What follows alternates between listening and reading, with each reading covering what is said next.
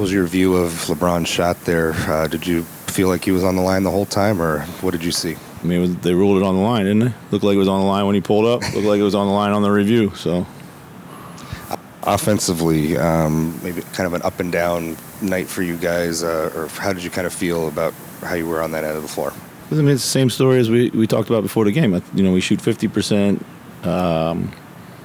With 19 turnovers. Whenever we didn't turn over, we got, I thought, really pretty decent looks. You know, sometimes the switching bothered us a little bit, but I thought we moved it really well. Just turnovers continue to plague us. You know, so.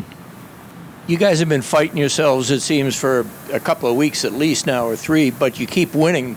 What is it? The resourcefulness? Is it? Can you pick any certain aspects of your game that have just been so reliable that you're able to overcome this stuff? Well, I think a couple things. One, our defense has stayed consistent. Clutch shot making's been big. You know, we've made shots in close games. You know, we've not been able to sustain leads that we're building, whether even they're 7, 8, 9-point leads, just because of the turnovers. We're getting to the free throw line. Ant in particular is getting to the free throw line at a good rate right now.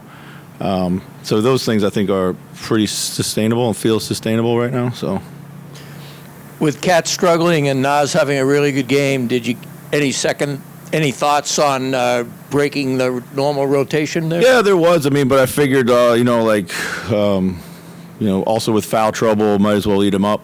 You know, right there too. But I was waiting to see if I could get to, Kyle to close the game defensively. And, I think about a minute 45 or whatever, we were able to do so.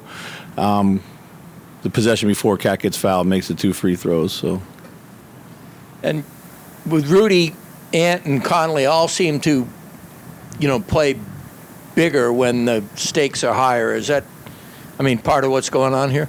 I think so. I mean, for sure. I mean, Ant his consistency in playing in these games has been extremely impressive. It's, the next stage of his growth everyone always asks me about. You got to play, at a high level every night. He's certainly doing that. We know he loves the moment. He's making a ton of the right plays for, this is like business as usual for Mike and Rudy. So they're used to playing on teams that win a lot of games. So they're used to being in a lot of tight games, and they're the anchors really out there. So. Is that a learning moment for Jaden there? Just about. I would sure hope so. I mean, he's been good for the bulk of the season with his emotional control, but this is an inexcusable one for sure.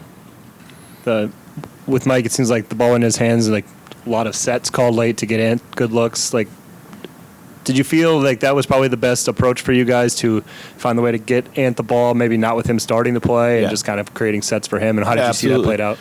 Yeah, you get the ball in Mike's hands, get Ant moving around, and it's probably the best formula for us. So. It looked like after Ant picked up that third foul just before the half, you were trying to sub him off, but maybe he just kind of stayed out there. I guess what kind of happened on that? Yeah, I wanted to sub him out. He stayed in. It's been addressed, and there'll be no more comment about it. So. Any other questions? Thanks, Coach. Thanks.